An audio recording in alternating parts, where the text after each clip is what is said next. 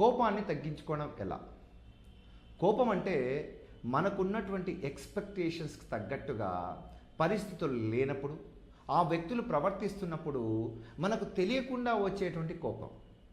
తెలిసి వచ్చేటువంటి కోపానికి ఒక అర్థం, పరమార్థం ఉండవచ్చేమో కానీ తెలియకుండా ఎందుకో పిల్లల్ని కొట్టాలనిపిస్తుంది. అంటే తన యొక్క కుటుంబ సమస్యలను వారు తీర్చుకోలేక ఉన్నటువంటి పిల్లలపైన ఎందుకో కోపం వస్తూ ఉంటుంది.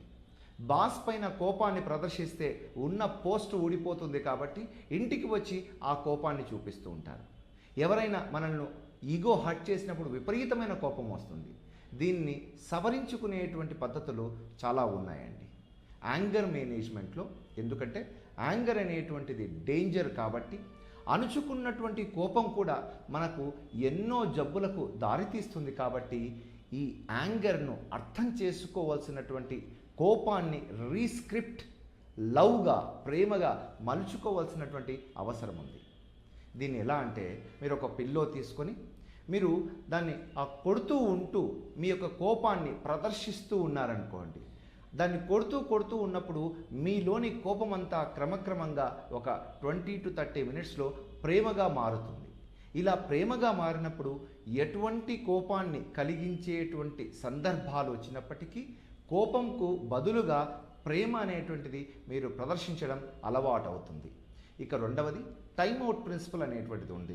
ఎవరితో అయినా మీరు గొడవ పడుతున్నారు, కోపం వచ్చింది, సమస్య అయితే పరిష్కరించుకోవాలి. కాబట్టి నాకు చాలా ఇప్పుడు సరిగ్గా లేదు, మళ్ళీ నేను కొంత సమయం తర్వాత వస్తాను, మనం మాట్లాడుకొని చర్చించుకుందాం అన్నటువంటి రీతిలో మనం ఉంటే, ఎవరైనా కానీ కోప్పడుతున్నారనుకోండి, వారిలో లోపలి నుండి హీలింగ్ జరుగుతూ ఉంటుంది.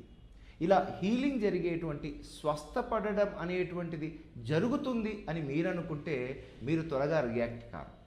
చాలా వరకు ఏమవుతుందంటే, వారు కోప్పడుతుంటే మనం కూడా కోప్పడతాం. దీనివల్ల ఆ సమస్యకు పరిష్కారం రాదు. ఇది మన యొక్క ఫ్రెండ్స్ మధ్య జరిగేటువంటి కోపతాపాలు కావచ్చు, ముఖ్యంగా భార్యాభర్తల మధ్య వచ్చేటువంటి కోపాలు కావచ్చు. వీటిని ఈ టైమ్ అవుట్ ప్రిన్సిపల్ ద్వారా మనం సరి చేసుకునేటువంటి అవకాశం ఉంది.